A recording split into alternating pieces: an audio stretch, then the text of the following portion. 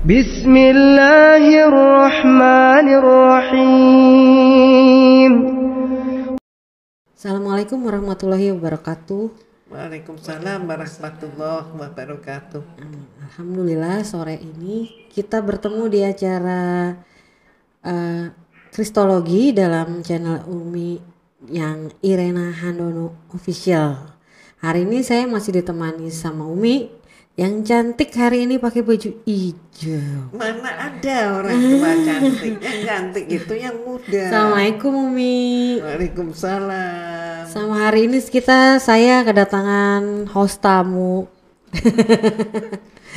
Kakak Ati apa kabar? Alhamdulillah baik Kak. Alhamdulillah. Kakak gimana, sehat? Alhamdulillah menuju sehat. Teman-teman dari ISMIK apa kabar? Pastinya baik-baik saja semua ya. Seharusnya hari ini kita bicara soal sejarah dan peradaban.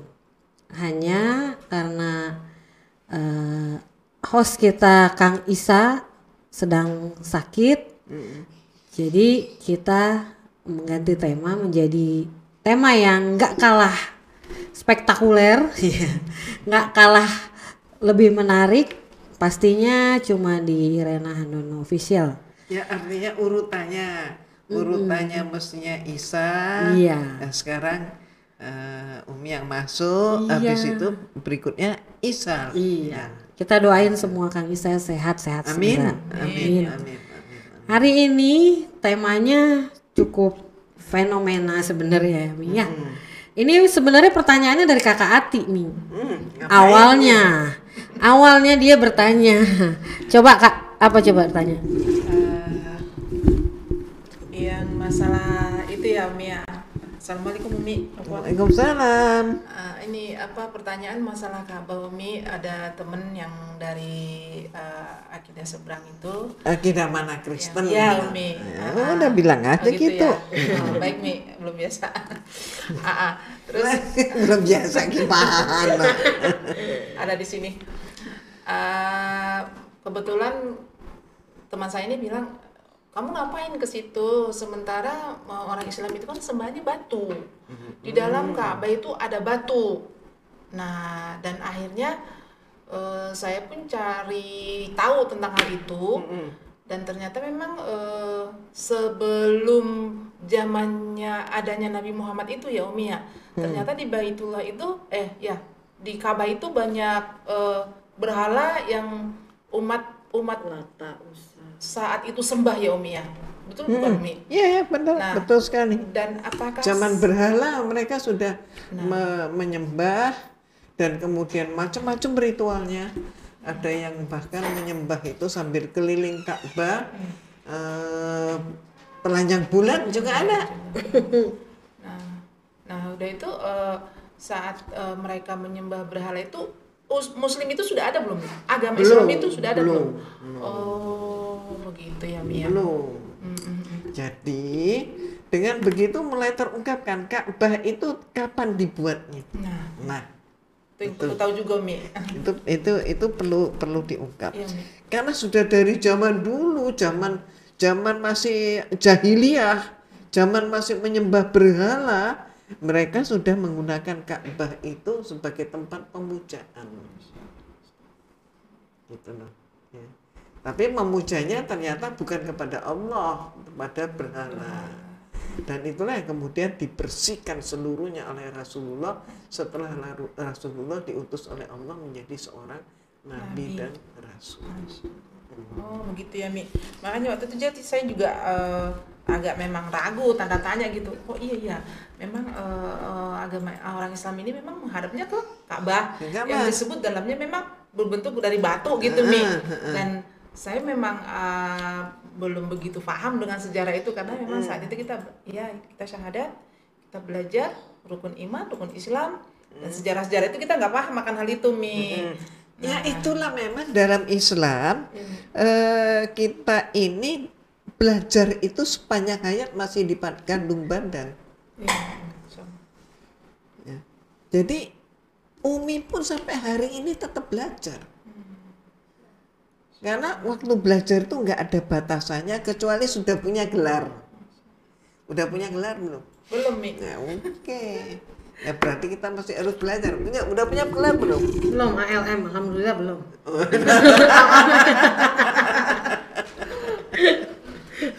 Ya, oke. Ya, Mi, jadi kalau di Islam kita udah jelas ya, itu adalah Ka'bah adalah tempat untuk penunjuk kiblat, arah kiblat. Iya. Kalau dari orang-orang di kelas seberang kan bilangnya kita menyembah batu. Seberang yang mana sih seberang itu? Ya oten, Mi. Oten. Kakak-kakak oten gitu kan, bilangnya kita menyembah batu. Sebenarnya gimana sih, Mi? Itu kan bukannya ada, Mi, di kitab sucinya juga. Itu sangat menarik. Jadi berarti sudah dalam waktu singkat ini ada beberapa pertanyaan, dan masing-masing pertanyaan itu apabila kita obrolin gitu ya, kita discuss begitu, menjadi satu tema tersendiri. Pertama tadi dari pernyataan bahwa tentang batu Ka'bah ya toh, itu mulainya sejarahnya bagaimana. Terus kemudian juga berikutnya adalah Kristi menanyakan tentang apa nanti kalimat kiblat ya, ke arah kiblat bagaimana dalam kitab mereka gitu ya. Nah itu sudah dua tema. Belum lagi kalau kita mengupasnya itu secara berurutan. Mau dari mana ini? Oke, ini aja. Umi juga teringatnya ada sebuah buku yang beredar. Apa nih? Buku itu namanya buku title-nya buku itu judulnya Upacara Ibadah Haji. Upacara Ibadah Haji. Cover bukunya adalah gambar Ka'bah, foto Ka'bah. Pengarang bukunya adalah Amos. Amos, Haji Amos maksudnya. Nah itu dia pokoknya bisa juga Haji Amos, bisa juga Himar Amos kan. Bukan Himah Amos, itu perempuan ini.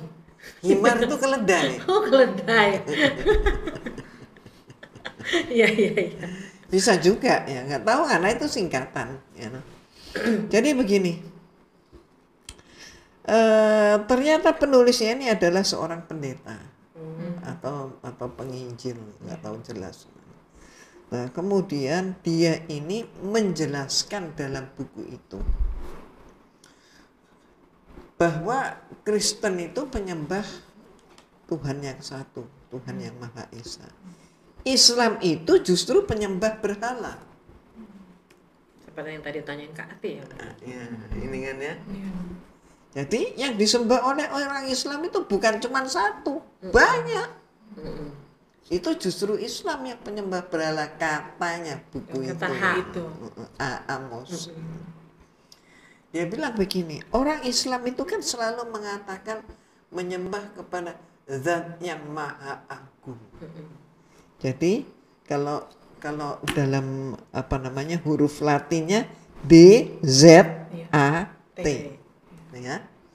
Nah, DZAT katanya Amos. Ini adalah bahasa Arab. Translate DZAT, zat, ya, itu adalah sat.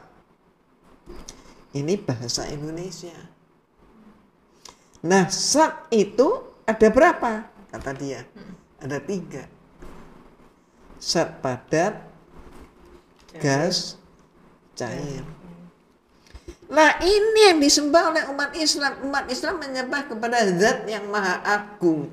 Zat itu sat. Sat itu ada 3. Gitu loh. Jadi orang Islam ngaku kok dia menyembah kepada Zat yang Maha Agung.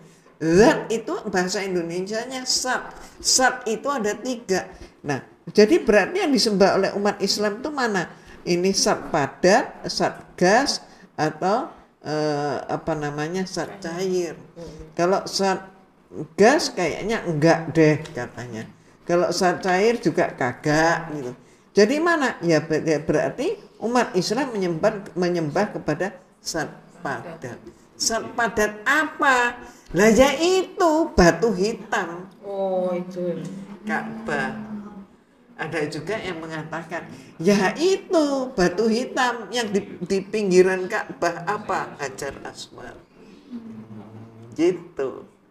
Jadi berangkatnya dari pemikiran model kayak begini. Padahal gitu ya. Zat itu terjemahnya apa? Tidak ada yang bahasa Indonesia pun belum mampu menerjemahkan secara lengkap sempurna sebagaimana bahasa aslinya. Zat ini adalah istilah tentang keberadaan Allah, tentang hakikat Allah yang tidak dimiliki oleh agama selain Islam. Ada istilah zat itu murni adalah istilah Islam, tidak dimiliki oleh yang lain. Nah inilah yang tidak dimengerti oleh dia. Akibat ketidakmengertian ini, nggak paham, nggak ngerti ini, maka sampai dia salah mikir, gagal berpikir. Nah kemudian gagal berpikir disebarkan dalam bentuk buku, jadinya yang membuat kesalahpahaman lebih lanjut. Nah inilah makanya yang ngarang itu Haji Amos, bukan dong dia itu penginjil atau pendeta. Nah, mungkin itu singkatannya Himar mungkin. Karena nggak tahu gitu ya. Nggak tahu, sampai sekarang nggak tahu ya Mi. Nggak tahu. Nah, itu. Dan orang Islam yang mau berangkat umroh, mau berangkat haji, ya, banyak yang beli buku ini dipikir itu pelajaran manasik haji atau manasik umroh. Jadi salah arah gitu Mi ya, salah petunjuk gitu ya Mi. Salah petunjuk. Ya, sampai sini oke kira-kira? Oke Mi. Alhamdulillah. Oke ya. Terus dari pemirsa nggak ada yang tanya? Ada yang mau tanya nggak nih? Kak Sukma. Kalau nggak ada tanya, Lanjut ya. Lanjut ya. Oke. Nah. Oke. Nah, kita ingat firman Allah dalam surat Al-Baqarah ayat 144. Ini langsung aja ke. Iya. Mau dibacain ayatnya dulu? Bawa Al-Quran? Bawa Mi. Ayo pakai HP. Cepet-cepetan sama yang ada pemirsa. Siapa yang cepet-cepet silahkan. Ayo Al-Baqarah 144. قد نرى تقلب وجهك في السماء فلنولينك قبلة ترضاها فول وجهك شطر المسجد الحرام وحيثما كنتم فولوا وجوهكم شطره وإن الذين أوتوا الكتاب ليعلمون أنه الحق من ربهم وما الله بغافل عما يعملون. Sadaqallahul azim. Artinya, sungguh kami melihat wajahmu Nabi Muhammad sering menengadah ke langit, maka pasti akan kami palingkan engkau ke kiblat yang kau sukai. Lalu hadapkanlah wajahmu ke arah Masjidil Haram, dimanapun kamu sekalian berada. Hadapkanlah wajahmu ke arah itu. Sesungguhnya orang-orang yang diberi kitab benar-benar mengetahui bahwa pemindahan kiblat ke Masjidil Haram itu adalah kebenaran dari Tuhan mereka.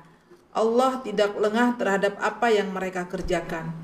Maha benar Allah akan firman-Nya. Nah, mulai kita bahas ya. Jadi tadi Kristi juga menyatakan bahwa kiblat itu sebagai alat, sebagai penentu arah gitu ya. Kalau Umi menyatakannya dengan bahasa lain adalah bahwa kiblat itu adalah tonggak, ya, penentu arah. Jadi manusia itu mohon maaf mau menghadap kepada Allah, ya, itu kemana? Kita menyatakan Allah yang satu. Kemana? Itulah pentingnya Ka'bah. Oh, ke sini. Jadi yang dari sini ya ke situ, dari sini ke situ, terus begitu. Nah, ini adalah suatu, mohon maaf, suatu keistimewaan yang ada dalam agama kita, ya. Kenapa Umi menyatakan seperti itu? Karena sebenarnya kalau kita saksikan dengan seksama, gereja contohnya tidak punya kiblat. Iya. Benar nggak? Iya. Ada yang ke selatan, ke utara, ke timur, ke barat, ke tenggara, dan seterusnya. Terus demikian pula tempat ibadah dari agama-agama yang lain. Yang mempunyai suatu kesatuan tempat untuk menyembah, arahnya, tonggak penentu arah. Kita nggak menyembah kepada Ka'bahnya seperti yang dikatakan oleh Amos itu. Itu kan dia salah mikir, gagal paham. Ya. Yang kita sembah adalah Allah. Dan olok-olok seperti itu sudah memang lama. Makanya ayat Allah tadi Al-Baqarah 144 mengatakan, sesungguhnya orang Yahudi dan Nasrani yang diberi Alkitab, yaitu Taurat dan Injil, mengetahui bahwa berpaling ke Masjidil Haram, ya, maksudnya berpaling ke Masjidil Haram, berpaling semula kemana? Di mana? Semula mereka sebelum Islam, sebelum Rasulullah SAW, maka mereka itu menghadapkan dirinya ke Masjidil Aqsa. Sampai Rasulullah pun begitu. Maka Umi maksudkan tadi adalah dengan kalimat sebelum Rasulullah oleh Allah ditunjuk sebagai Nabi dan Rasul. Ya, jadi seolah-olah bahwa Rasulullah itu dan pengikutnya nggak punya kiblat, gitu. Maka mengikuti ke Masjidil Haram. Maka kemudian turun ayat ini bahwa sesungguhnya orang Yahudi dan Nasrani yang diberi Alkitab, yaitu Taurat dan Injil, mengetahui bahwa berpaling ke Masjidil Haram itu benar. Dan Allah sekali-kali tidak lengah terhadap apa yang mereka kerjakan. Dan ini kemudian bisa kita saksikan bersama, kita buktikan. Antara lain bagaimana? Coba kita lihat di dalam Perjanjian Baru. Kenal Perjanjian Baru nggak? Ada, pernah lihat, pernah buka dan pernah baca nih. Bilang aja sering baca, Iya. dulu. Oh gitu, Mi. So jaim ceritanya, Mi. Iya. Ya sekarang yang menjadi pegangan kita, yang menjadi penentu kita adalah justru Al-Quran dan Hadis. Gitu kan? Kitab yang tidak diragukan lagi bahwa itu adalah murni firman Allah Subhanahu wa Ta'ala. Ya. Dan Rasulullah itu adalah sebagai panutan kita yang melaksanakan semua firman Allah, semua perintah dan menjauhkan diri dari larangan Allah. Gitu ya. Oke. Yohanes pasal 4 ayat 21.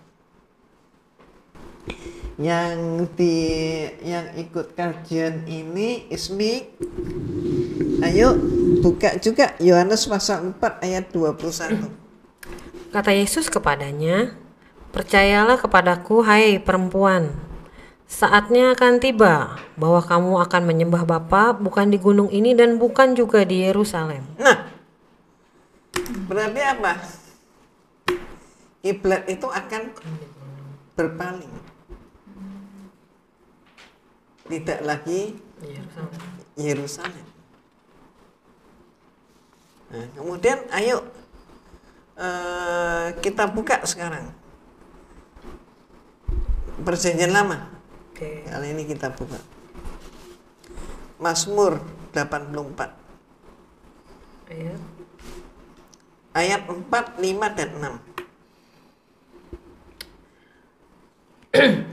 Berbahagialah orang-orang yang diam di rumahmu, yang terus menerus memuji-muji engkau. Berarti Selah. memuja orang yang berbahagialah orang yang berdiam di rumahmu gitu ya. Dan terus menerus memuji engkau. Selah. Berbahagialah manusia yang kekuatannya di dalam engkau, yang berhasrat mengadakan ziarah. Ziarah ke rumah Allah gitu ya. Ziarah ke Baitullah. Gitu ya. Oke. Berikutnya lagi ayat 6. Apabila melintasi lembah Baka. Nah, Bakah itu mana? Lembah Baka. Ya, Bakah itu adalah Makkah. Mekah. Oke. Ya. Jelas? Iya iya. Mi. Bukan Yerusalem. Kan Tertulis ya. Tertulis kan? mereka membuatnya menjadi tempat yang bermata air. Mata air. Jam. Nah, ini air apa nih? Jam-jam ya, Mi ya. Kan jam-jam ya. Air Zam-Zam. Masya Allah. Bahkan hujan pada awal musim menyelubunginya dengan berkat. Ini letaknya di mana? Mazmur 84. Lengkap nih. Masya Zaman siapa ini kalau Mazmur? Nabi Daud.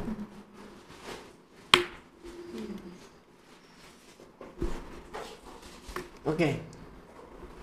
Jadi, Iya nih, jadi Ka'bah itu sudah ada sejak zaman Nabi Daud pun sudah ada. Allah. Ada ya. Tertulis kan? Apabila melintasi lembah Baka, Baka itu mana? Maka mereka membuatnya menjadi tempat yang bermata air. Mata air apa? Zam-Zam. Bahkan hujan pada awal musim menyelubunginya dengan berkat. Itu ada sejarah nggak, Mi? Kenapa itu Ka'bah itu harus bentuknya seperti kotak gitu? Nggak berbentuk kayak oval atau gimana gitu, Mi? Ya, kalau itu memang kalau sebenarnya kita ini ada rukun Yamani, itu kalau kita buat lurus ke sana, itu adalah sampai ke Yaman. Jadi kemudian kalau Indonesia itu nanti pada rukun apa itu Umi agak lupa, itu garis lurus itu ke Indonesia. Jadi seluruh dunia itu masuk. Kotak ini, Mi. Bukan kayak global. Kalau global kan kelihatan seperti ya. Ya, kalau Tapi dia berbentuk kotak. ya berbentuk kotak. Kalau berbentuk kotaknya itu sebenarnya juga mempunyai banyak filosofi gitu ya. Dalam arti kata segi empat sama sisi. Dari manapun menyembahnya gitu. Dan memang dibuat kotak itu kenapa? Karena supaya tidak menyerupai yang lain-lain. Kaku gitu. Iya, Ya. kotak kan nggak bisa Nggak, ya artinya dibentukin lagi, dipasangin garis. nggak bisa dipasangin garis gimana ya? Kalau dipasangin kan nggak menjadi ukurannya nggak Iya. pas. Tambahin satu garis lagi, Jadi kayak persegi panjang Iya. gitu ya. Iya. Ya. berubah bentuk. Iya, Mi. Terus kemudian ayo kita buka tadi itu kan dari Mazmur ya. Iya, Mi. Kita buka lagi ini di dalam Bible Perjanjian Lama ya. Kejadian pasal 28 ayat 18. Kejadian ya. Kitab Kejadian. Berarti ini kalau pengakuan gereja menyatakan ini adalah kitab bagian daripada kitab Taurat. Kejadian. Ya. Ada 5 kitab yang pertama yang merupakan bagian daripada kitab Taurat, yaitu Kejadian, Keluaran, Imamat, Bilangan, Ulangan. Nah ini kan kitab yang paling tua gitu ya, Kejadian. Coba dibaca. Kejadian pasal 28 ayat 18. Walaupun ini sudah diubah-ubah nggak sama dengan Tauratnya. Keesokan harinya, pagi-pagi Yakub mengambil batu yang dipakainya sebagai alas kepala dan mendirikan itu menjadi tugu dan menuang minyak ke atasnya. Coba. Zaman apa ini? Zamannya siapa? Yakub. Nabi Yakub. Nabi Yakub sudah memulai apa? Ngumpulin batu. Pada waktu itu batu. Nanti insya Allah di sini ya, di teks kita itu ada gambar-gambar tentang Ka'bah ya, dari berbagai zaman. Insya Allah. Silakan dilihat nanti. Nah, keesokan harinya pagi-pagi Nabi Yakub mengambil batu. Saat itu belum semegah Ka'bah yang sekarang. Yang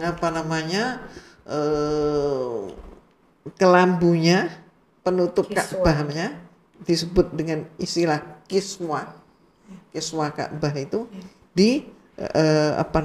disulam dengan benang emas. Waktu itu masih sederhana banget mengambil batu. Nabi Yakub mengambil batu, dipakai sebagai alas kepala dan didirikan menjadi tugu. Jadi melalui proses panjang sampai menjadi yang sekarang ini. Posisinya di tempat yang sekarang ini nih? Iya, posisinya di tempat yang sekarang. Terus kemudian buka lagi Kejadian pasal 28 ayat 22. Dan batu yang kudirikan sebagai tugu ini akan menjadi rumah Allah dari segala sesuatu yang kau berikan kepadaku, dan selalu kupersembahkan 1/10 kepadamu. Jadi cikal bakalnya adalah sejak zaman Nabi Yakub itu, kalau menurut Kejadian itu sudah ada. Lalu batu itu didirikan sebagai tugu yang dengan maksud sebagai rumah Allah. Nah, pertanyaannya kemudian Umi balikkan kepada yang sering menyerang. Kasihan juga ya rumahnya Allah seperti itu gitu. Iya. Ya, katanya rumah Allah ada di atas.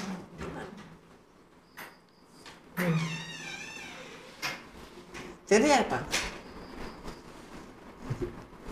Itu berbentuk untuk mereka buat seperti arah itu mungkin ya. Sebenarnya mereka tuh punya arah kiblat gitu ya, Mia. Sebetulnya maksudnya itu. Tapi ya kadang-kadang memang kalau kita pahami gini, dalam Bible itu banyak yang mereka nggak sesuai tertulis, tapi mereka nggak melaksanakannya ya, Mia. Nah, mereka nggak paham. Apa nggak dipahami? Nggak paham apa gimana? Nggak paham. Gitu ya. Nggak paham atau nggak mau paham. Nah, itu yang lebih repot. Kalau sudah nggak mau paham itu, walaupun diberitahu kayak apapun, ada ada pembuktian pun, ya tetap aja pokoknya, dalil pokoknya. Iya. Padahal jelas kan? Iya, tuh arahnya mereka bentuk itu kan rumah Allah, berarti memang mereka punya arah sebenarnya. Iya. Jadi jangan menuduh bahwa rumah Allah itu rumahnya Allah itu batunya kayak begitu. Kasihan Allahnya ditempelin di mana gitu. Nah, iya kan? Kalau balikkan seperti itu gimana? Kita ngomong ke mereka gitu itu. Penistaan. Ya kan? Ya bukan penistaan ya, itu kan bersumber dari mereka sendiri. Mereka bertanya. Cuman kan kita ini nggak mau yang begitu-begitu. Iya. Nggak mau. Cara data aja. Kita itu cukup cukup santun gitu. Kita nggak mau mengikuti cara-cara mereka. Lihat lagi sampai biar pas benar-benar klop gitu. Klop ya. Kejadian pasal 31 ayat 52.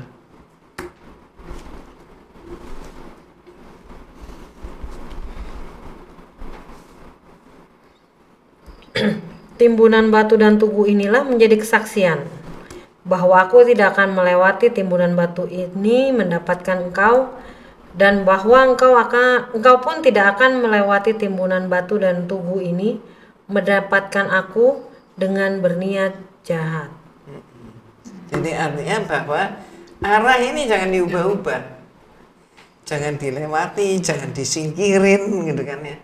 Jangan dilompatin Jangan gitu kan. dilewatin, ya mungkin menyuruh ibadah di situ barangkali gitu Mi ya. Iya, ya arahnya Jangan di situ. dilewati dan jangan niat jahat. Jangan digusur. Gitu.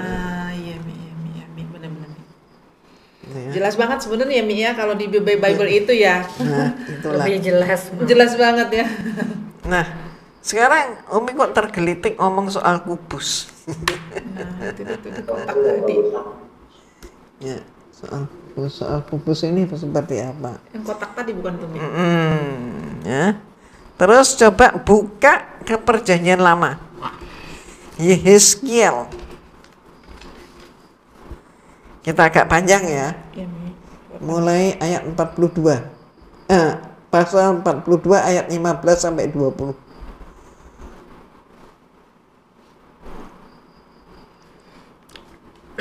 Ukuran lingkungan bait suci.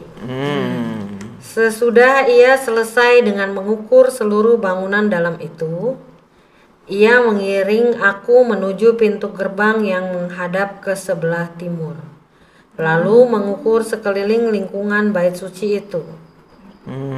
Ia mengukur sisi timur dengan tongkat pengukur, 500 hasta menurut tongkat pengukur. Lalu ia berputar dan mengukur sisi utara 500 hasta menurut tongkat pengukur. Sama ya. Ia berputar lagi ke sisi selatan dan mengukurnya 500 hasta menurut tongkat pengukur. Sama lagi kan? Kemudian ia berputar ke sisi barat dan mengukurnya 500 hasta menurut tongkat pengukur. Keempat sisinya diukur. Sekeliling lingkungan itu ada tembok. Panjangnya 500 hasta dan lebarnya 500 hasta Buat tembok. untuk memisahkan yang kudus dari yang tidak kudus. Memisahkan yang kudus dan tidak kudus. Antara ya, tembok itu kan yang memang dimaksudkan. Nah ini loh yang wilayah sucinya. Batas suci. Batas. Nah itu maksudnya.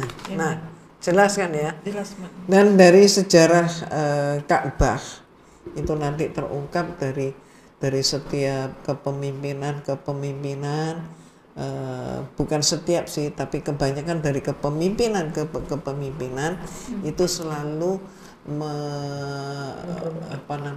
memperbaiki, semakin membuat megah Ka'bah. Yang awalnya dari zaman Nabi Yakub itu masih berupa batu disusun gitu aja. Nah, terus kemudian tentang ukur-ukuran tadi itu coba lanjutin di Yehezkiel ya. Di Yehezkiel pasal 47 ayat 4 dan ayat 5. Ia mengukur 1000 hasta lagi dan menyuruh aku masuk sekali lagi ke dalam air itu. Nah, sekarang ngomong air. Berarti ini kan di dekatnya Ka'bah nih. Terus? Sekarang sudah sampai di lutut. Airnya naik berarti. Kemudian ia mengukur 1000 hasta lagi dan menyuruh aku ketiga kalinya masuk ke dalam air itu. Sekarang sudah sampai di pinggang. Nah, jadi sudah dikeduk ya, dikeduk sampai di pinggang.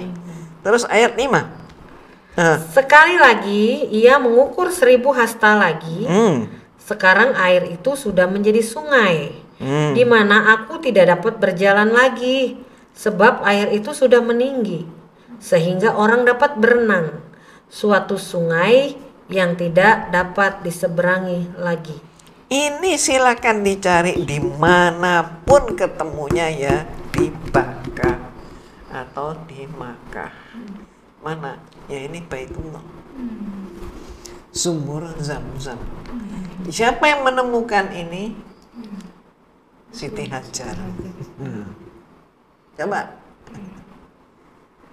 cari di tempat lain, nggak bakal ketemu.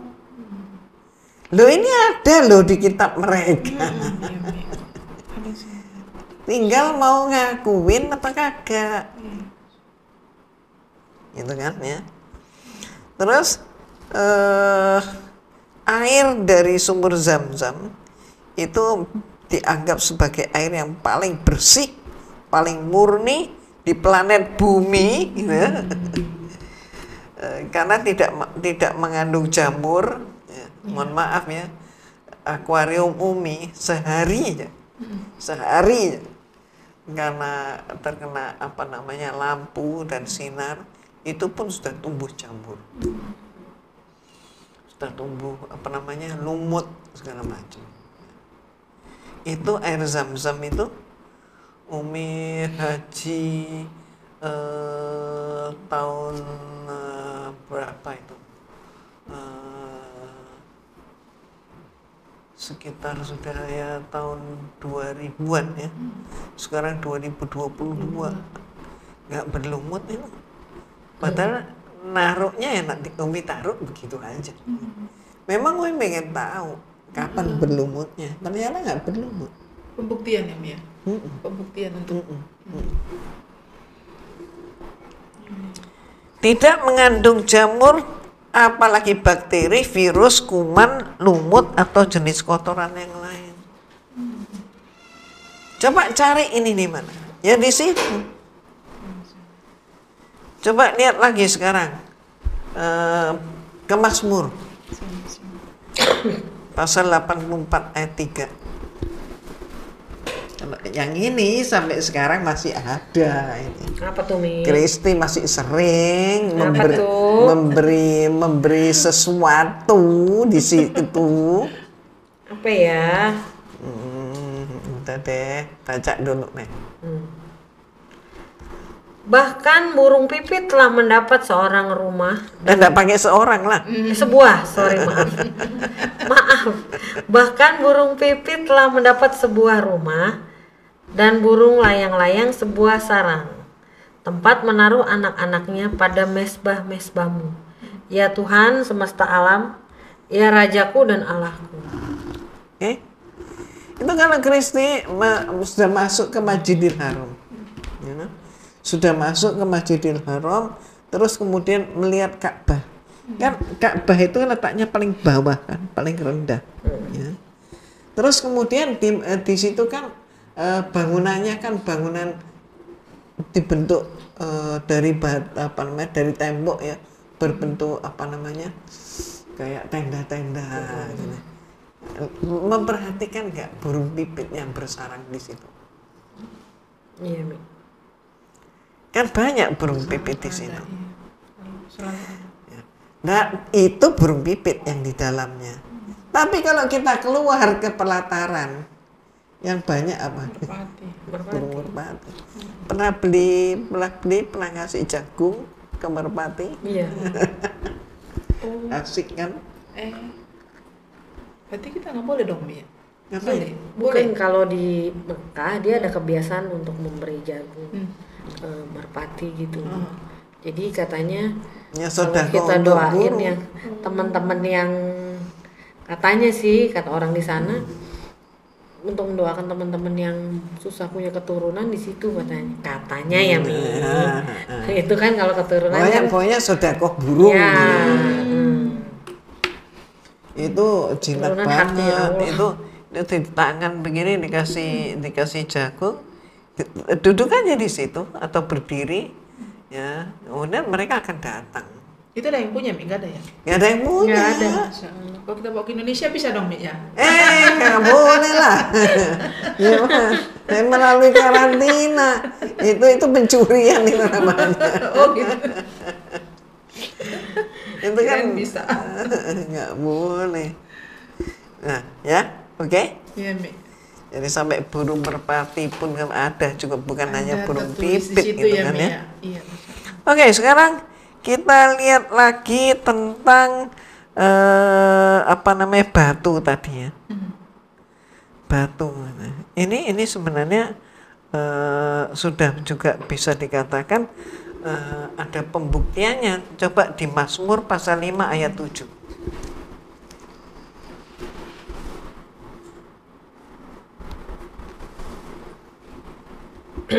Tetapi aku, berkat kasih setiamu yang besar, aku akan masuk ke dalam rumahmu, sujud menyembah ke arah baitmu yang kudus, dengan takut akan engkau. Ya. Tetapi aku, berkat kasih setiamu yang besar, aku akan masuk ke rumahmu. Jadi masuk rumah dulu gitu ya, masuk Baitullah dulu, maka kemudian sujud menyembah ke arah baitmu, Ka'bah, ke arah tonggak penentu arah. Jadi bukan menyembah kepada Ka'bahnya, tapi tonggak penentu arah. Ini ke arah baitmu. Terus kemudian Yunus, surat Yunus, Bible ya, pasal 2 ayat 7, perjanjian lama.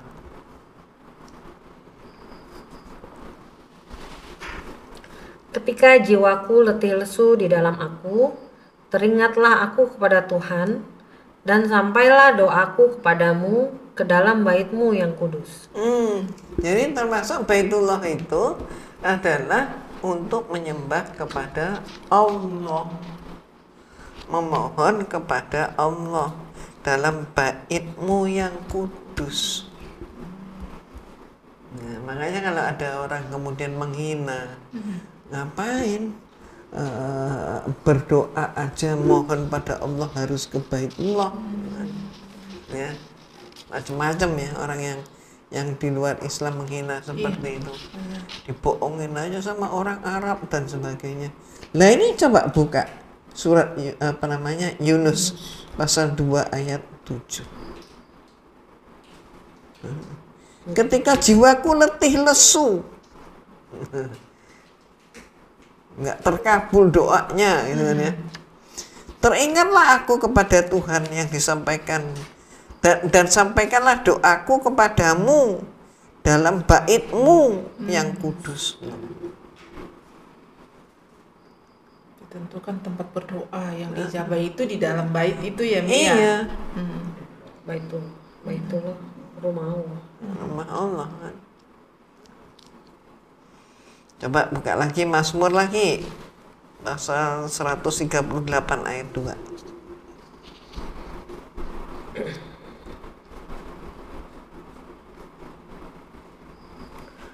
Aku hendak sujud ke arah baitmu yang kudus dan memuji namamu.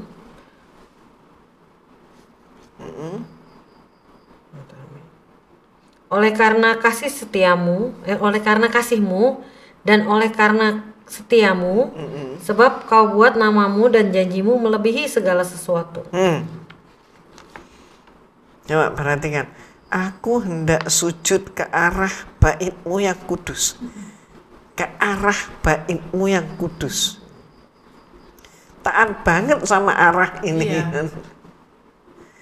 dan memuji namamu karena kasihmu dan karena setiamu, sebab kau buat namamu dan janjimu melebihi sesuatu.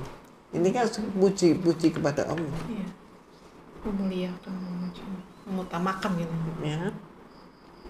Ahad ini kepada Allah. Terus gimana mau mengatakan orang Islam ditipu menyembah batu? Ya. Jelas banget ya di sini ya. Dan mereka pun seharusnya seperti itu. Tapi mereka nggak ngerti. Tidak menjalankannya karena memang mereka dibutakan, ditulikan atau gimana sih? Ya. Summum bukmum umyun fahum la yarji'un. Walaupun sudah diingetin, ya tetap aja begitu. Ya kewajiban kita cuma berdakwah. Kan mereka yang tanya dulu. Dan kita kan cuma memberi jawaban. Ya kan? Tapi kalau jawaban kita sudah kita jawab, mereka nggak mau tahu. Ya urusan mereka, bukan urusan kita. Ibaratnya itu gini. Seluruh dunia orang ingkar dari Allah, ingkar dari Islam, nggak apa-apa. Allah tidak berkurang kekuasaannya. Allah tetap Maha Agung. Demikian pula seluruh manusia menjadi Islam, menyembah pada Allah. Allah juga tidak bertambah kekuasaannya. Jadi kekuasaan Allah itu kekal abadi. Ya, orang sholat sudah apa namanya, sudah dewasa nggak mau sholat, gitu ya. Yang rugi siapa? Allah. Allah nggak rugi. Yang rugi yang bersangkutan. Yang tidak melaksanakannya, ya. Iya kan? Allah kita sembah, Allah tidak menjadi lebih agung karena Allah itu Maha Agung. Kita tidak menyembah Allah, Allah tidak berkurang kekuasaannya. Sekali lagi Allah Maha Agung. Itu loh Islam. Makanya kita juga nggak ada agenda mau mengkristenkan seluruh dunia. Ngapain gitu loh. Ya, jelas rambu-rambu dalam Islam. La ikraha fiddin, lakum dinukum waliyadin. Tidak ada paksaan untuk menjadi Islam. Mau menjadi Islam, alhamdulillah. Nggak jadi, ya nggak apa-apa. Gitu loh, ya kan? Beda kan? Benar. Beda. Ayo, sekarang kita lihat zaman Isra. Dikit. Oh, masih ada. Isra pasal 10 ayat 1.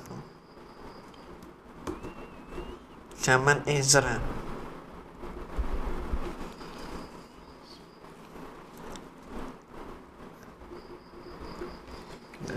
Sementara Ezra berdoa dan mengaku dosa sambil menangis dengan bersujud di depan rumah Allah, berhimpunlah kepadanya jamaah orang Israel yang sangat besar jumlahnya, laki-laki dan perempuan dan anak-anak. Orang-orang itu menangis keras-keras. Ini adalah peradaban masa lalu. Menangis keras-keras.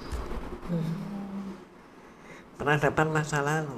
Sekarang pun masih ada orang-orang yang jahiliyah gitu, dalam rangka pemakaman atau berkabung. Ada yang sampai dibayar untuk nangis kan. Ya kan, kalau masih hidup nggak ditangisin. Setelah menjadi jenazah baru ditangisin. Ngapain? Juga ya, kenapa jadi sedih dibilang sedih? Ya mestinya ketika hidup dong. Ya. Ya kan? Berbakti pada orang tua, misalnya berbakti pada orang tua itu kapan? Ya ketika dia masih hidup.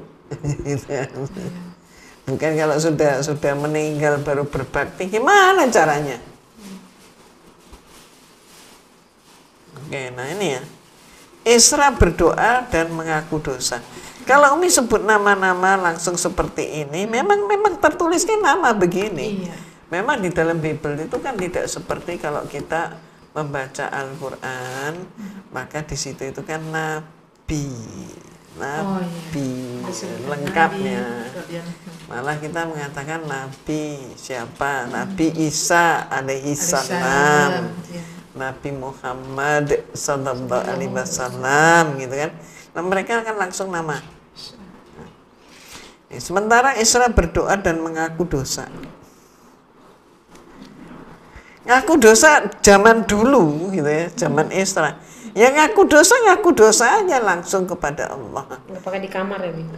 Ya tobat. Tobat ya. Nah, nggak pakai masuk ruangan kamar pengakuan dosa. Sambil menangis dengan bersujud di depan rumah Allah. Ini mulai dari tadi ayat-ayat Allah ini kita baca ini semua, dan silakan dicari di seluruh isi daripada Bible. Pernah nggak ditulis bahwa Allah itu berwujud sebagai apa? Manusia, bapak, menjadi anak, gitu, menjadi burung merpati. Tapi nanti ada suatu saat ya, kalau kita sudah memang topik tersebut, Umi bisa tunjukkan. Malah Tuhan itu dikatakan hidung matanya menyala, merah menyala, hidungnya keluar asap, lidahnya keluar api. Nah, kok kayak naga? Nah itu ada. Tapi itu nantinya. Nih. Dengan bersujud di depan rumah Allah. Kembali lagi di sini Allah tidak diwujudkan. Tidak ada wujudnya. Nggak ada Tuhan Bapak keluar, Tuhan Putra keluar, Tuhan Yesus keluar, nggak ada. Berhimpunlah kepadanya jemaah orang Israel yang sangat besar jumlahnya, laki, perempuan, dan anak-anak. Orang-orang itu menangis keras-keras. Itu cara mereka menyembah kepada Allah pada zaman dahulu. Mereka nggak ngerti, maka ya kita mau tidak mau harus mengakui bahwa penyembahan kepada Allah dengan cara yang baik dan benar itu baru ada setelah Rasulullah Sallallahu Alaihi Wasallam berdakwah. Setelah Allah menurunkan kitab suci Al-Quran.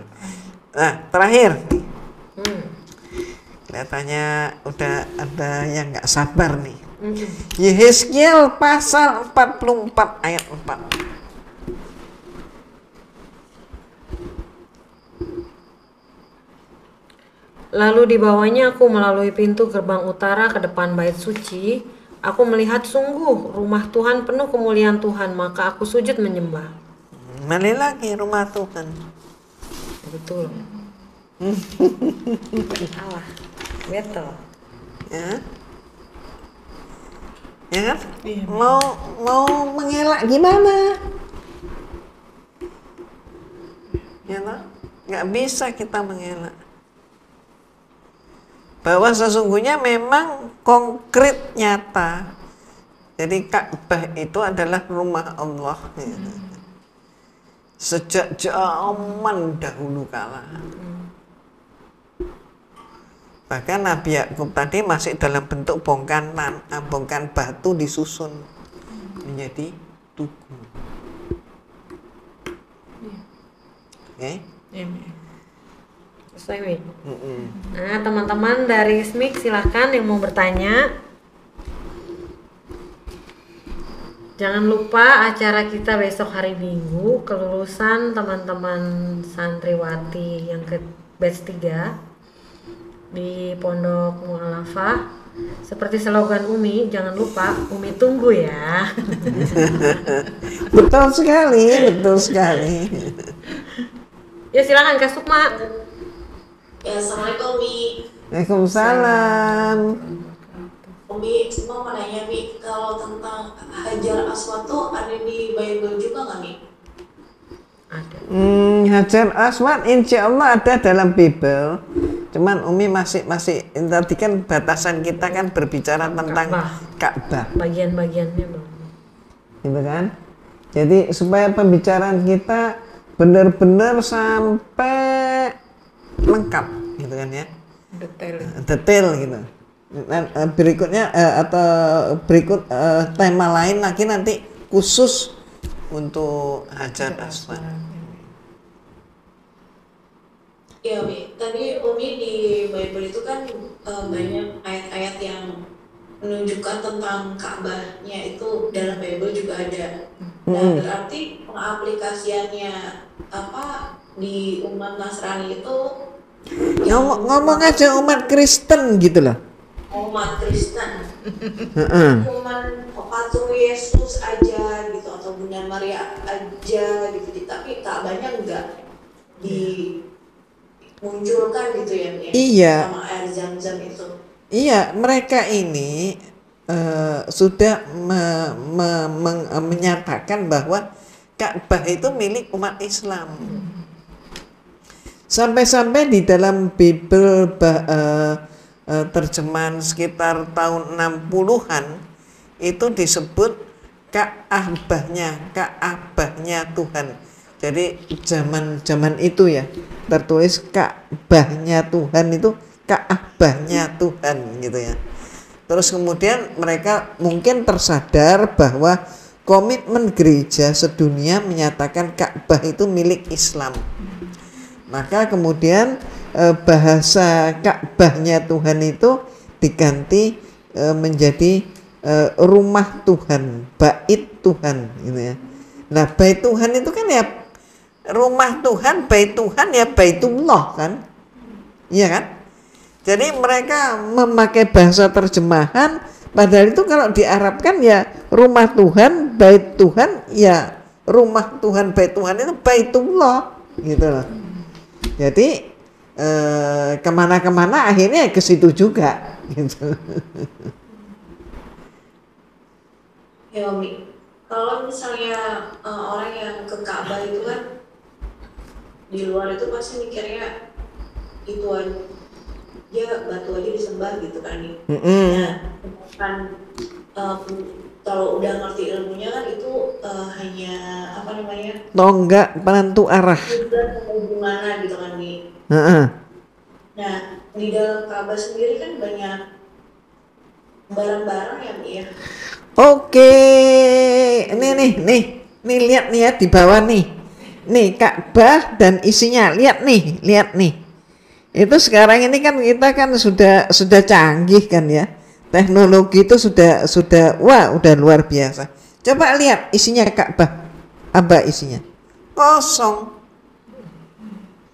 Mana yang dituduhkan apa namanya? Lukisan Yesus, patung Yesus Maria. Mana coba? Mana? Ada nggak? Ini kan dilihat dari satelit nih. Nih, lihat nih. Coba. Nggak ada. Dulu seperti Umi jawaban tadi pada Atik ya. Pada Atik Umi sudah sebutkan bahwa itu Ka'bah itu sejak zaman dahulu kala gitu ya. Mereka ini kaum-kaum yang ingkar, yang kafir itu juga menyembahnya itu juga di Ka'bah. Ritualnya macam-macam, ada yang sampai ritual lari-lari, ada yang ritual nari-nari, ada yang sampai ritual nggak pakai pakaian, macam-macam. Terus mereka ini setiap kali zaman itu, kalau kita bilang sekarang traveling gitu loh ya. Mereka ini kalau sudah kemana begitu pulang, terus bawa jimat itu dicantolin di situ. Bawa patung taruh di situ. Itu kemudian setelah Rasulullah SAW diutus oleh Allah sebagai nabi dan rasul, maka Rasulullah membersihkan Ka'bah. Dalam arti apa? Dalam arti kata apa? Dalam arti kata seluruh isi Ka'bah, berhala-berhala itu semua dimusnahkan. Nah, maka kalau sekarang ini ada orang yang katanya dari Islam keluar masuk Kristen karena di dalamnya Ka'bah itu ada patungnya Yesus, penipu besar dia. Pelanggaran. Ya, aduh. Makanya sesekali perlu diajak berlibur kali ya. Kurang piknik. Orang piknik. Ismik berlibur.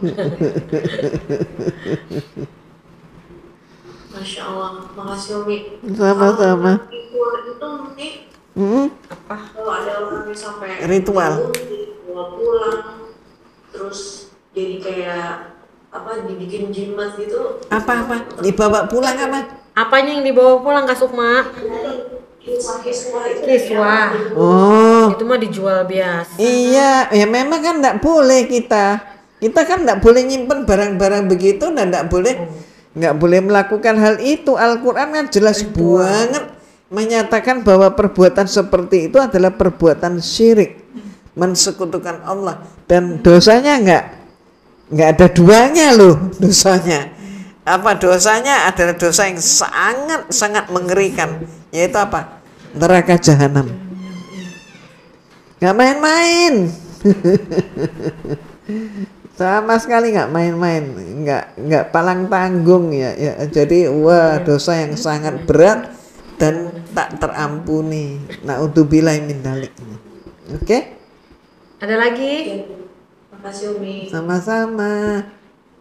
Assalamualaikum, Linda, aku bertanya boleh? Linda. Iya, Linda. Mana ya Linda mana? Ini oke dulu. Oke. Off-cam tapi hari Sabtu kita jumpa ya. Minggu. Ya, insya Allah besok kita berjumpa. Oke.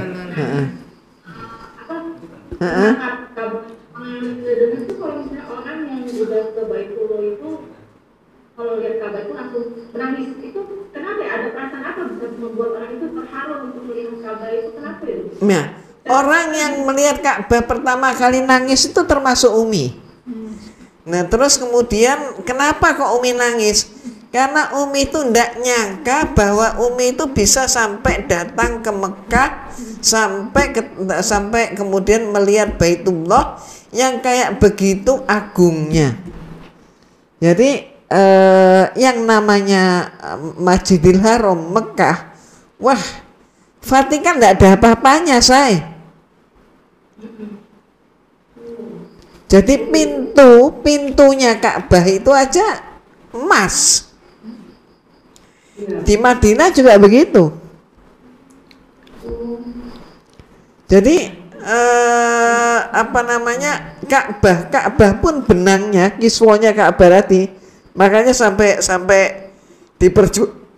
ada orang yang membuat duplikat terus diperjualbelikan. Kenapa? Ya indah banget gitu loh, keindahannya sangat indah. Maka kemudian orang nggak ragu-ragu mengeluarkan uang walaupun banyak asal bisa memiliki itu. Oh, itu indah banget deh, pokoknya indah banget. Itu disulam, yang nyulam itu bukan 1-2 orang, bukan nenek-nenek, bukan. Tapi yang nyulam itu semuanya juga orang laki-laki dan masih muda-muda. Ya pakaiannya segala macam, kebersihannya ya luar biasa lah, luar biasa. Keagungan keindahan ini memang rasanya nggak sepadan kalau hanya kita pakai ucapan. Yang bagus itu adalah kalau kita ke sana. Kalau kita ke sana baru ngerti. Oh iya. Gitu. Oh iya, oke.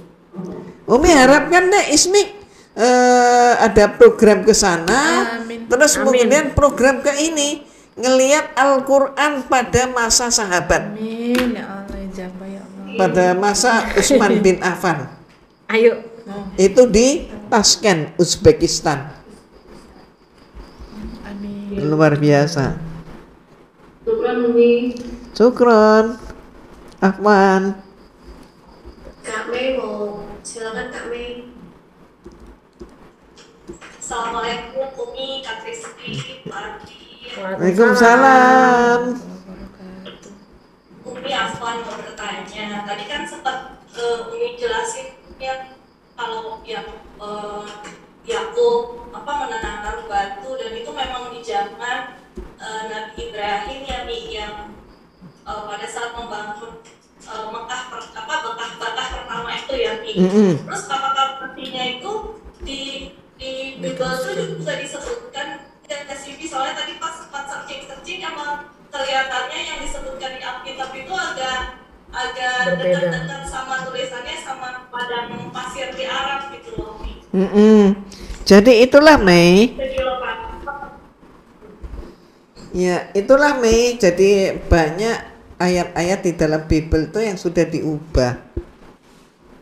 Sehingga karenanya Umi mengistilahkan kalau kita ini mencari kebenaran dari Bible itu seperti orang mencari jarum yang jatuh di dalam sekam. Susah Mei, tapi memang harus penuh dengan ketelitian. Namanya aja mencari.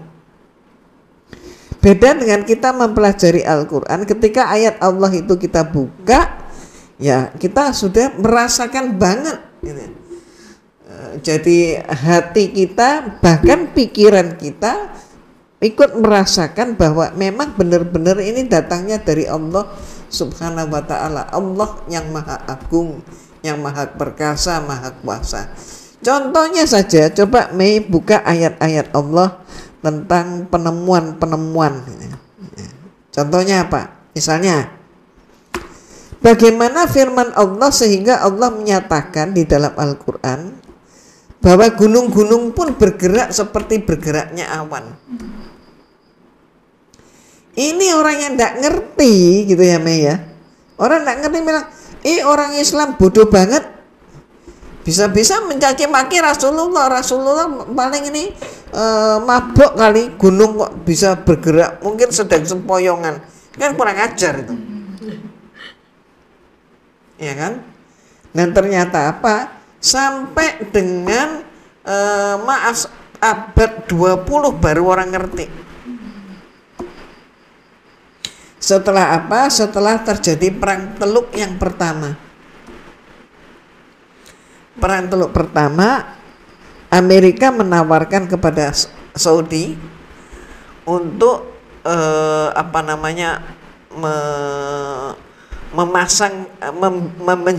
memasang alat, jadi pakai satelit itu ya, untuk merekam semua detak kehidupan yang ada di Jazirah Arabia. Dan itu kemudian dibeli oleh Saudi. Jadi sejak saat itu seluruh Jazirah Arabia itu detak kehidupan yang ada itu terekam semua. Disitulah secara tidak sengaja para ilmuwan itu menemukan dari Amerika, ya, ilmuwan Amerika menemukan pegunungan Negev itu setiap tahun bergerak ke arah utara 2 inci.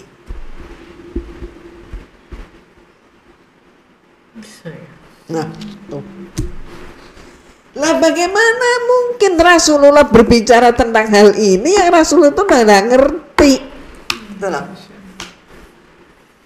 Dikatakan Nabi juga saat itu buta huruf dan ini ya Mi, ya. Ya itu kan dikatakan Rasulullah buta huruf, itu kan demikian sederhananya kehidupan Rasulullah. Iya. Jadi, Tidak berlimpah-limpah sehingga bisa mendatangkan cerdik pandai untuk ngajarin Rasulullah, enggak. wahyu semua. Makanya Allah memilih Rasulullah dengan apa? Dengan kejernihan hati Rasulullah, kejernihan berpikir Rasulullah, ya. Tidak terkontaminasi oleh apapun. Nah Rasulullah menyatakan seperti itu, orang yang sederhana banget gitu ya, mengatakan, tidakkah kau perhatikan gunung-gunung itu bergerak seperti bergeraknya awan? Orang nyaci maki. Tapi ternyata apa? Abad ke-20 baru terbukti.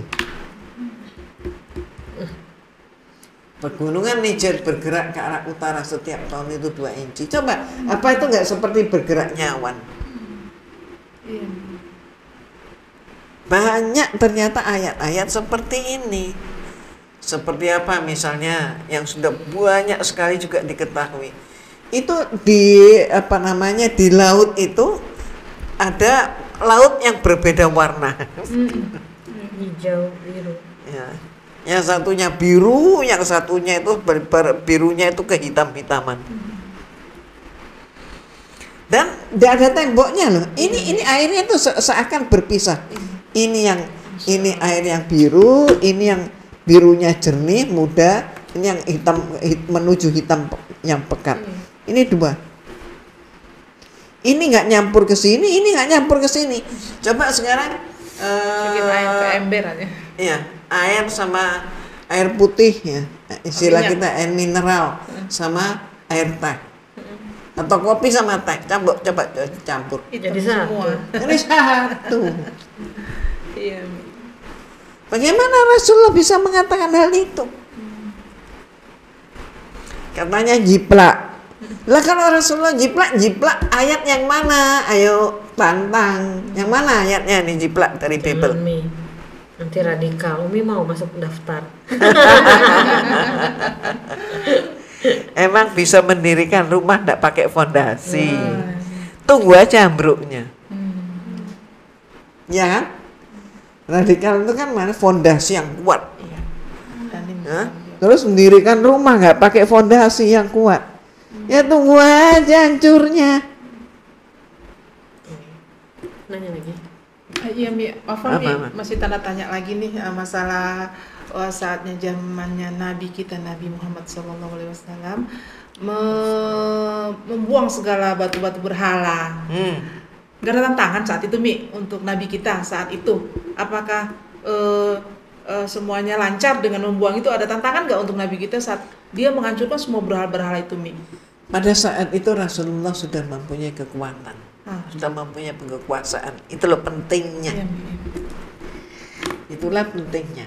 Maka sekarang ini kalau orang mengatakan berbicara agama aja, upacaranya dibicarain.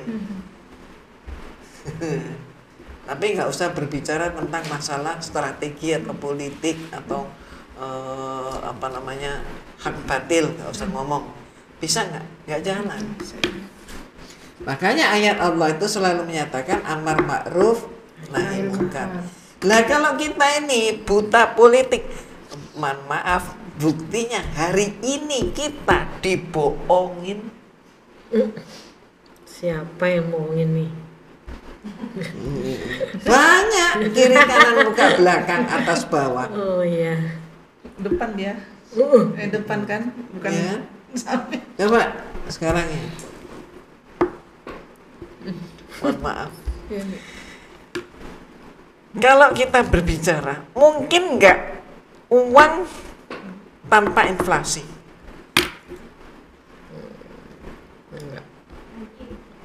Gimana? Yang bilang enggak, kenapa enggak? Kalau nggak ada inflasi gimana dong? Aneh. Aneh. Iya. Padahal harusnya begitu. Kalau enggak gimana? Kalau mungkin gimana? Karena ada apa?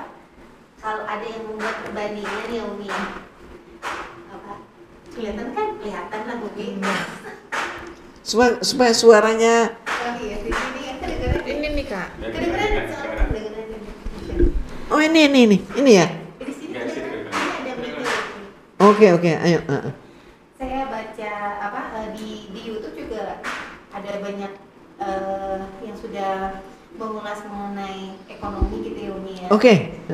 Yang saya dengar sih, biasanya dia buat perbandingan, misalnya kalau misalnya apa, katanya seekor ayam pada zaman Rasulullah SAW itu satu apa dirham. Ya, betul. Dirham katanya. Nah sekarang kan misalnya satu ekor ayam, misalnya ayam kampung ya, sekitar 60.000, 70.000, Iya, 80.000. Tapi kan kalau mau dipikir itu satu dirham itu sekarang nilainya sekitar 70.000 itu. Jadi mungkin kalau yang mengulas ini katanya kalau melihat itu kan hampir tidak ada inflasi dari zaman Rasulullah SAW sampai sekarang tetap satu ekor ayam itu satu dirham, sama juga kambing satu dinar, kurang lebih begitu. Ya, betul. Ya. Terus lagi coba. Kopi susu di Mekah itu waktu Delis ibadah haji tahun berapa? Belum Umi. Itu tahun berapa? Umroh 2000 apa ya? 20. 2020. Itu pernah beli nggak kopi susu pinggir jalan? Berapa? Dikasih sama travel. Ya ampun. Berikut ini nih gitu. Iya. Travelnya Iya. Diko belum. Bismillah, secepatnya. Itu kalau kita mengukur ya, pada waktu Umi membeli itu pada tahun 2000 sampai sekarang ini ternyata harganya masih 2 real. Nah, Mei baru pulang umroh tuh, Mi. Berapa? Nah, Mei. Mei berapa Mei harganya Mei? Sekarang 5 real nih karena katanya Arab Saudi menerapkan pajak baru-baru aja ya. Tuh. Sistem ekonominya sudah berubah. Ikutan. Sudah ikutan. Kayak pajak-pajakan. Itu. Gitu.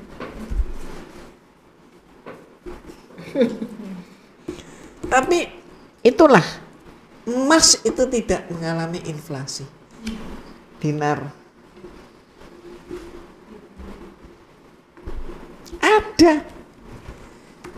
Maka mohon maaf, sampai hari ini masih ada sisa-sisanya. Emirat Arab yang paling kaya itu negara mana? Bahrain atau mana ini? Itu sampai motonya adalah menjadi orang kaya itu mudah, tapi menjadi orang miskin di sana itu susah.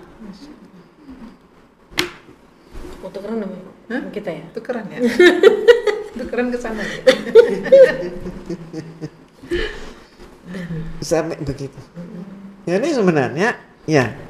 Maksudnya karena mereka menerapkan emas Ya. sebagai uang ya. Ya. Masya Allah. Rumah pun dari pemerintah. Masya Allah. Nanti sistem Islam semuanya. Masih ada Umi bilang kemarin masih ada sisa-sisanya. Ya sih belum murni secara keseluruhan, tapi mereka sudah katakanlah sudah banyak yang menerapkan sistem Islam. Itu seperti itu. Wow. Pendidikan gratis itu kan Islam. Ya, rumah dari pemerintah itu kan Islam. Orang lapar ke Baitul Mal itu kan Islam. Jadi menjadi orang kaya itu gampang. Tapi menjadi orang miskin itu yang susah. Nggak ketemu jalannya supaya miskin itu gimana itu urusannya. Waktu berjalan terus nih, kayaknya kita berada di penghujung acara. Oke. Masih mau dengar, masih mau tanya. Sabar. Umi Oke, tunggu nggak ya. apa-apa. Umi tunggu seperti kata Kristi. Hari Minggu, tanggal 4. bukan Minggu, Ahad. Oh iya, Ahad tanggal 4. Ahad tanggal 4 kita berjumpa. Amin. Mau tanya apa aja Umi jawab. Asal jangan minta jajan. Apalagi minta gorengan, nggak ada. Kalau nggak gorengan minta es, oh nggak ada.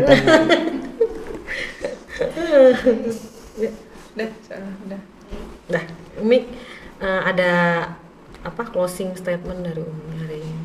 Ya, alhamdulillah bagi kita yang sudah pernah mencicipi dunia lain dan kemudian saat ini kita berada di dalam hidayah Allah. Amin. Insyaallah. Syukurilah. Jangan pernah berhenti belajar. Tapi dalam belajar, ini pesan Umi, jangan sampai ibarat ban slip ya. Ya, artinya apa? Kita ini sudah punya Al-Quran. Al-Quran itu sudah tidak ada yang bisa kita ragukan. Ya? Mau ngebantah itu sudah nggak bisa. Syukurilah itu. Jadikan Al-Quran ini sebagai pedoman kehidupan. Ya, sebagai pedoman kehidupan. Jadi kalau ngukur apa-apa, alat ukurnya Al-Quran ini loh. Kita boleh menimba ilmu. Menimba ilmu macam-macam. Ya. Silakan. Tapi ngukurnya harus pakai Al-Quran. Jangan pakai alat ukur yang sudah berkarat gitu loh. Ya, benar-benar. Jadi mohon maaf ya, mohon maaf. Ayat-ayat mereka itu justru Umi itu nggak mau menghafal. Iya. Beda kalau ayat Al-Quran. Umi berjuang menghafal. Tapi ayat-ayat mereka Umi nggak mau menghafal. Kenapa? Itu bukan alat ukur Umi. Tapi Umi hafal ya, insyaallah. Nggak hafal tapi hafal Mi. Buktinya bisa ngajarin kita dalam arti kristologi kayak gitu Mi. Nah, Umi berdalil pakailah Al-Quran. Jadi kalau kemudian Umi menjelaskan tentang perbandingan agama, Ya menunjukkan Al-Quran begini. Kalau itu kita mereka itu gitu ya, itu begini. Iya. Jadi jangan kita mereka ini dijadikan dalil. Iya. Ya awas, hati-hati banget. Jadi jangan sampai kita mengurangi rasa syukur kita kepada Allah. Itu ya? Iya, Mi. Kita tutup. Oke ya. Iya, Mi. Oke, sampai jumpa. Silakan. Alhamdulillah, terima kasih Mi untuk ilmu sore hari ini, Masya Allah. Semoga menjadi ilmu yang bermanfaat untuk kita dunia dan akhirat, amin ya Allah. Kita akhiri kajian kita sore hari ini dengan membaca istighfar 3 kali, hamdalah dan doa penutup majelis. Astaghfirullahaladzim, astaghfirullahaladzim, astaghfirullahaladzim. Subhanakallahumma wa bihamdika asyhadu alla ilaha illa anta astaghfiruka wa atubu ilaik. Alhamdulillahirabbil alamin. Assalamualaikum warahmatullahi wabarakatuh. Waalaikumsalam warahmatullahi wabarakatuh. Amin.